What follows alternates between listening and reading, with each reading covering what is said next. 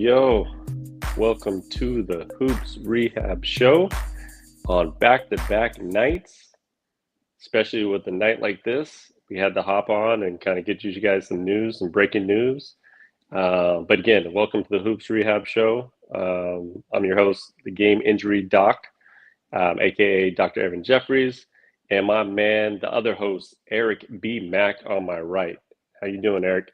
What up, guys? Doing pretty well, man. Another good evening of NBA basketball, like we've been talking about for most wonderful, perfect time of the year. Every night we get to watch some obviously playoff style ball, and tonight was no different. Obviously, with a little bit of a scary injury that Yeah. is obviously unfortunate, and I know we'll be getting into that. Yeah, that's for sure. So quickly, if you guys don't already do it, please follow us on our handles on Twitter, YouTube, Instagram, Blue Sky, all those. I'm at Game Injury Doc, and then Eric is at Eric B. Mack. And then we also have our Hoops Rehab Show YouTube channel and Instagram channel. So please follow, subscribe, like, comment, share, all the good stuff. We'll continue doing this throughout the playoffs and on into the future. But man, let's get right into it. So Ooh. Jimmy Butler went down in the first quarter with a pretty hard fall. He had Amen Thompson, seemed to get pushed by Draymond Green, or was kind of just diving for the rebound, or could have got tripped up a little bit. But regardless, he took Jimmy Butler's legs from under him, which is always the scariest play in basketball. And Jimmy Butler landed right on his butt, basically, his pelvic bone. And the first thing that you're always just worried about is obviously a fracture and pain, and it always looks so scary when it happens. And then you also want to make sure that they obviously don't hit their head and all that good stuff, right? So we saw this early in the year, or actually later in the season with Steph Curry, like pretty eerily similar to that injury. And Steph Curry was diagnosed with a pelvic contusion, like Jimmy has been diagnosed with so far. Now, another person early in this year was Chet Holmgren, who had a pretty significant fall, especially with his 7 foot, what is he, about 7'1" frame. He ended up being diagnosed with a pelvic fracture. It was like the iliac wing on the right side. So he was out for about 3 months, which was a totally different, hopefully totally different type of injury. But I think they ruled that pretty early in the night. They saw that on the x-ray. So my main concern is that, number one, they ruled out, they didn't rule it out. They just diagnosed him with a pelvic contusion after getting the x-ray.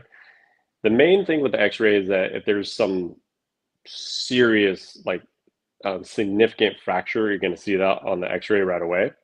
But there's a lot of hairline fractures or cracks that you don't necessarily see on x-ray, and that's why you would do an MRI. An MRI is going to give you just a higher sensitivity to, think about it like when they do imaging, it's a bunch of slices right away. That's what MRI provides, and you're able to see a fracture with a higher sensitivity with that. So tomorrow he's going to get the MRI, and that will be the huge determining factor moving forward. What did you see in that play, Eric? What do you think about that play? I think, if you're a Golden State Warriors fan, you probably think it was a cheap play. Yeah. I don't know the history of, obviously, Amen Thompson. I don't think he's really known as like a dirty player per se, and I do believe he was pushed by Draymond, and it most likely was kind of like a freak accident. And you see a lot of falls like in the NBA and in basketball. This was it was a little unique, but usually you see obviously somebody going for like a dunk, right? A lob, maybe somebody just taking a hard foul while in midair going to the hoop. So this one was a little bit more of a freak accident, but obviously looked very painful nonetheless. And even, I was watching the game, I was like, oh man. And obviously nowadays, I feel like most of these players, they always shoot the 2 free throws. Like sometimes, like in the past, you'd be like, okay, it's a good sign he's shooting the free throws. But they normally do it because obviously, if you, you guys all may know, if you get injured and you don't shoot those 2 free throws, you actually can't come back to the game. So that's a reason why they shoot them, just in case that they're actually healthy enough to come back. And so, I mean, it was one of those things that you had to know, like whether if it's very serious or not. With Golden State winning that first game, you knew that they were going to take every precaution necessary and most likely not have him come back. But yeah, man, I mean, in terms of like the play, I think it's a freak accident. It's unfortunate. And, obviously, hopefully Jimmy Butler's like okay for the Warriors' sake.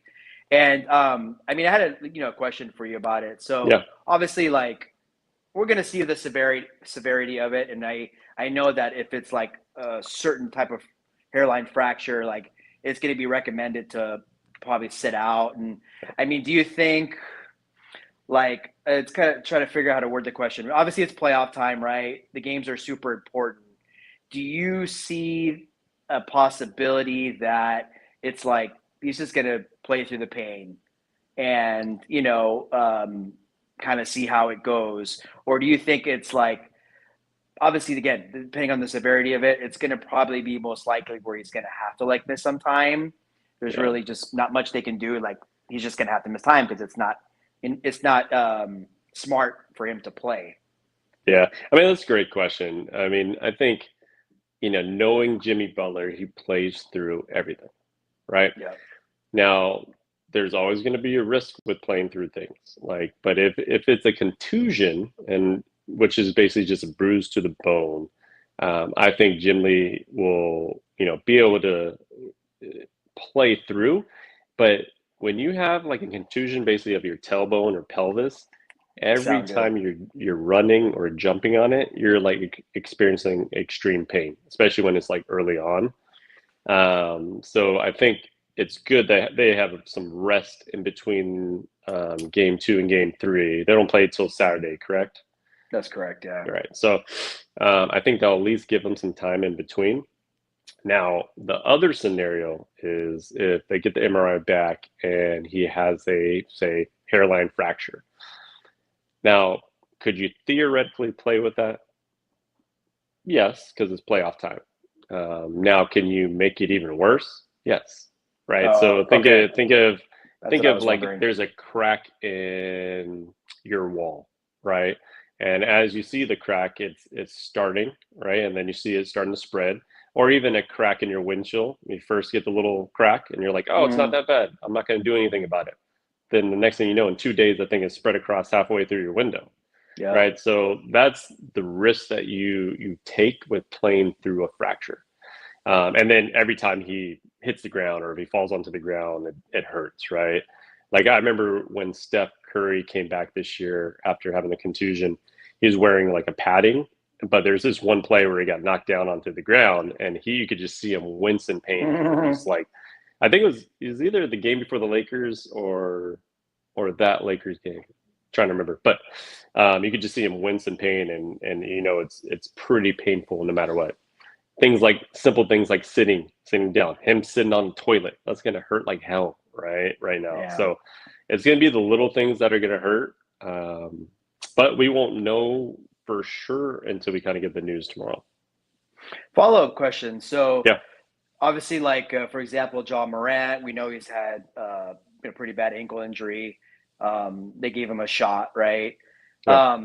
If it is a bruise and it's more of a pain tolerance thing, do you think there's like that kind of method? Is that even like heard of for that type of injury, or is that kind of not really smart to do either? Like kind of like the Yeah. ankle. Yeah, I mean, there's always injections, right, in sports, right? So there's always ways to play through pain or, for instance, numb the area so you can play. Now, again, it like my big determining factor is whether or not he has a fracture or it's a contusion. And if it's something like a fracture, it's just risking more damage, right? So think about your pelvis bone is basically holding your whole trunk together, right? So it's every Yep. time you're jumping, that stability of your pelvis bones on both sides are able to just hold everything together, right? So if you don't have that, or you have a little hiccup in one side of it, you can compensate, which can lead to a further injury on that particular fracture, or you can compensate and it can lead to some other type of injury down the chain. So that's what you always risk when you try to come back from these type of injuries. You risk knee injuries, you risk ankle stuff. You just risk other things that you wouldn't probably normally be at risk for, because of the pain and what's going on. Yeah, I feel like you're like in a lot of your analysis, you always mention that like one injury could lead to another. And so it makes sense, right? You have an injury and you're kind of maybe using your body or a little different than you would normally, and it could Mm-hmm. affect another area. So I Yeah. mean, as we've been discussing here, I mean, it's obviously gonna be wait and see. I know for Warrior fans in terms of like how bad it is, and then Mm-hmm. again, similar to the Jason Tatum injury, it's like I know they're two different injuries, but it's kind of curious to know like how it's gonna affect their game, right? And Yeah. Jimmy Butler's Jimmy Butler. You know, he's gonna play if he can is on one leg or has one ass cheek or Oh yeah. whatever, you know. But Yeah. but it's like, Oh the man. way he plays, physical style, right? Yeah. I mean, he's a human being at the end of the day. It's gonna affect him. Yeah. So, man, Yeah. it's a tough blow, and obviously, like we want to see the most competitive basketball out there. We want to see like the best. And so when there is an injury, it's part of the game, but it's Yeah. definitely unfortunate. So we'll see what Yeah. happens. For sure. And I like to say, like, in playoff timelines are completely thrown out the window. Like if this is a regular season game or in the regular season, Yeah. he's probably out for a couple games at least, and possibly a week, 2 weeks, whatever that would look like, right? Things are sped up in the playoffs. That's just the reality of it because every game matters so much, right? So now Houston's already created some more momentum by just winning this game, Oh right? yeah. So it's hard to put a timeline on it. It's really determined by whether or not it's a fracture. And in my opinion, if they do say it's a pelvis fracture, man, chances are going to be slimmer for him to continue into this series, right? Not to say Yeah. that he might take the chance or it might be okay to do it, right? But chances get slimmer when you say the word fracture versus contusion. And like you said, like Jason Tatum and Jimmy Butler have different injuries, but at the same time, so far they've both been diagnosed as bone bruise and contusion, which a contusion is basically a bruise to the bone. Gotcha. So essentially similar, but just different areas of the body. Um, Hmm. so it's gonna be a big day tomorrow when they get the MRI, just kind of determine what exactly is going on and if he'll be able to continue into the series and obviously play game 3 or not. Yeah, I can imagine like kind of like obviously Tatum, like I see him even though there's a nice break, I can see him missing Saturday. Yeah. And then obviously the Warriors obviously they're it's 1-1 now, so they obviously have the mentality probably to take both at home, but Mm-hmm. at the very least they probably would think like, you know what, we got to be 2-2 going into the final 3 games of the series. So I think there's some strategy in place, right, too, when you're not like if they were down 0-2, it's going into game 3 and they got to get it. There's a different mindset versus being 1-1, and that's the power of winning that Mm-hmm. first game. So it will be interesting to see, like you said, in the morning. I'm sure we'll hear more, and we'll see what the outcome is and how long he'll be out. Yep. So as we find out more, I'll be sending out some more tweets and just some more videos on this. We'll kind of be updating as much as we can when we find out the most updated info. And just want to quickly kind of touch on Tatum because we've already touched on Tatum before. He was obviously out tonight, and the Celtics went up 2-0. So I think that is a pretty big win for the Celtics just because their ability to go up 2-0 and then go to Orlando gives Tatum more time. Oh right? yeah. So if he has, he has his bone bruise, he's probably having difficulty shooting, he's probably having difficulty dribbling. And I think the ability to have the luxury to be up 2-0 can probably sit for game three if he needed to.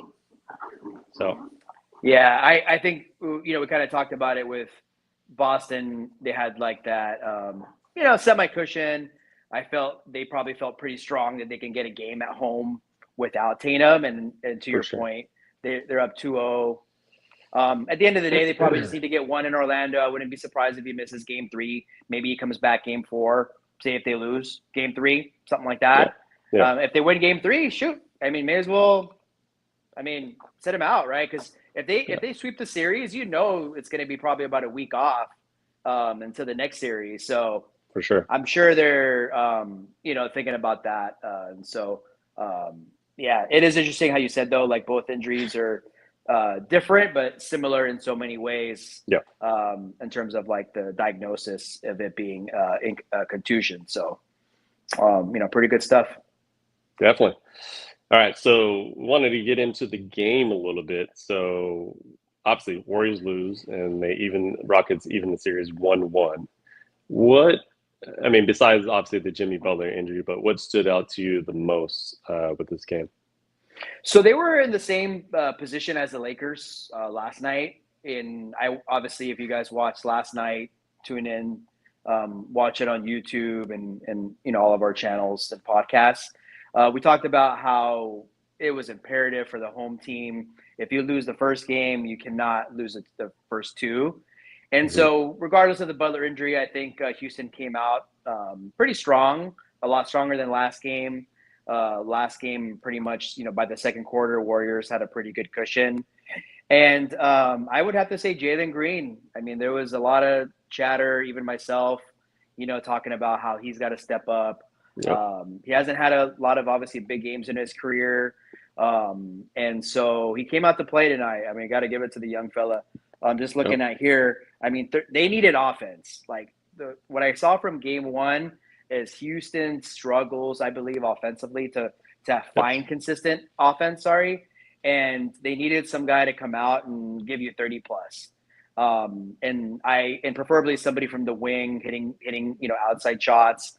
And again, looking at a stat sheet here, so 8 for 18 from three, so 8 big threes. I didn't realize it was that many threes. Damn. And of course, 38 points. And Yep. I would say that, along with obviously the injuries, we didn't even get into pod. Yeah. As far as Golden State, that was more of an illness, it sounds like. But Yep. what did you see? I mean, I know there was a lot more to it, but to me, it was just somebody taking a team, under their wing and kind of carrying them. Yeah. I mean, I saw size making a difference tonight, right? Mm-hmm. So Sengun was, especially in the first half, he was just much more physical, just getting every rebound, able to get into the paint pretty easily. The length of Amen Thompson, especially on defense and just in general, like offensively, he's young, but he's very smooth with his game, and so he's just an overall, like right now, he's probably a better defender than he is an actual scorer right now. Yeah. But at the same time, the athletic ability that he provides is huge for that team.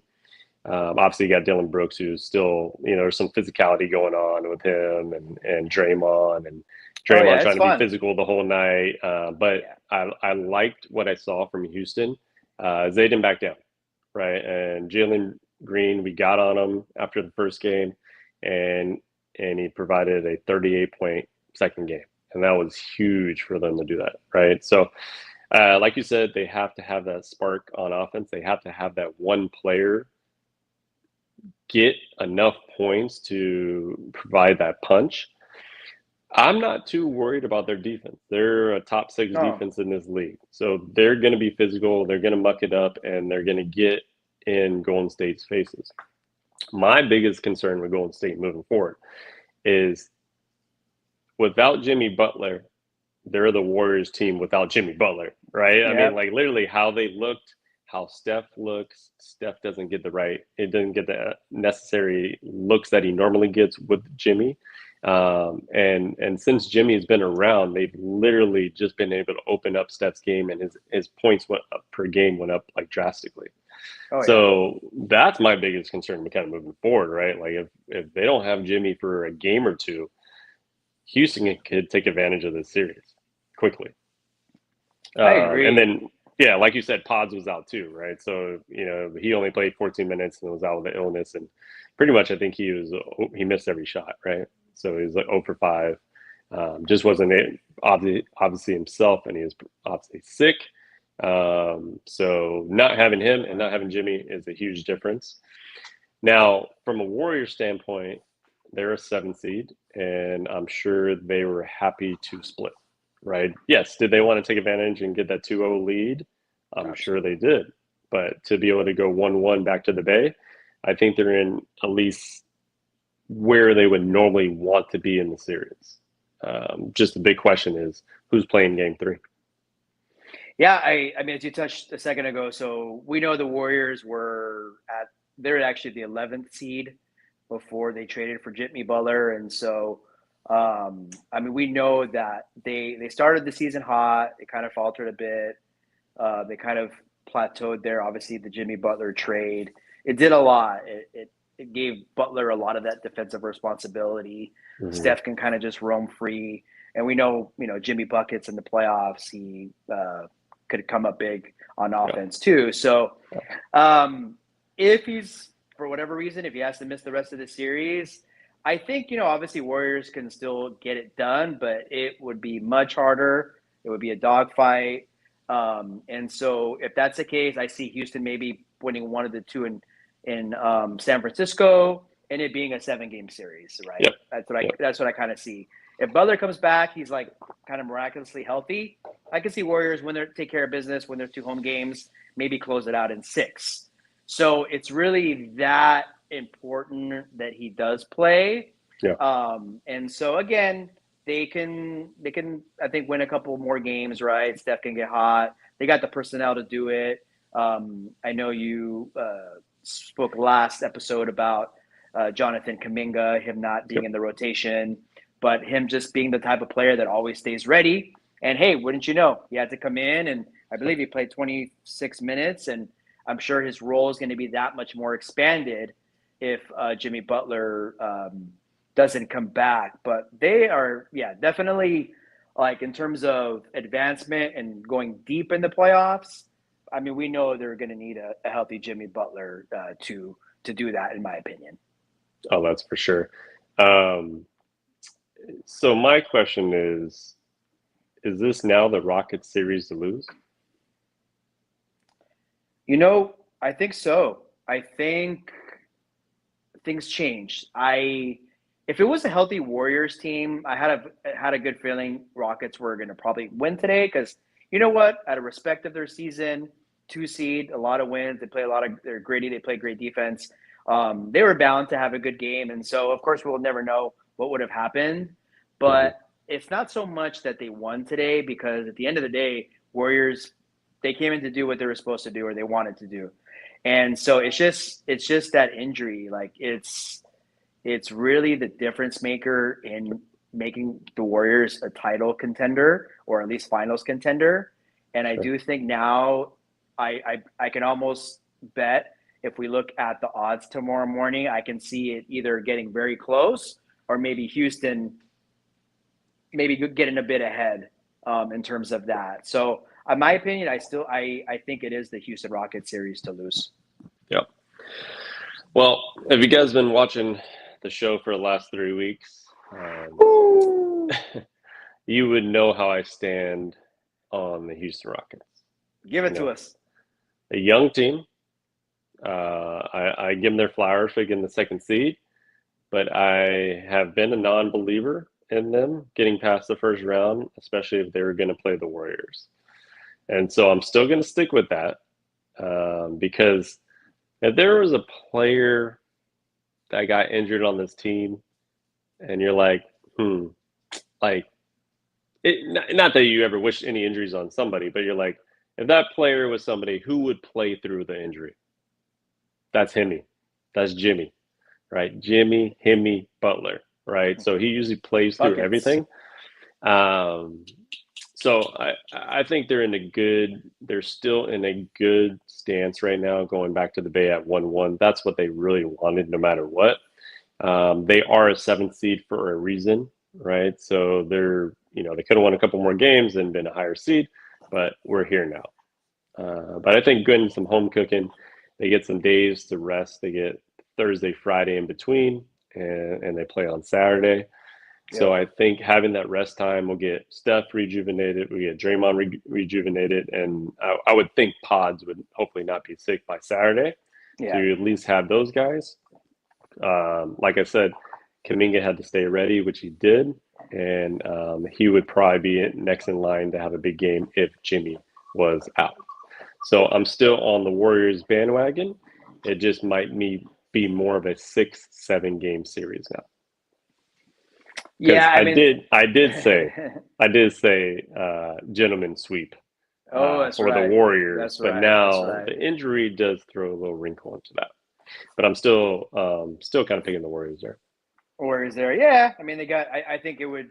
Again, we don't want any injuries, but obviously, like a Steph, I mean, being out would it's a little different. I mean, obviously Jimmy Butler maybe just honestly just as important just because of what he brings Yeah, to the team. But I think if Steph was out, they just wouldn't have enough scoring and firepower for sure. to move on. But yeah, I mean, I think it's Houston's to lose with the idea that it's the unknown. So Jimmy Butler could play Saturday and be fine, and the fact that it is the Butler.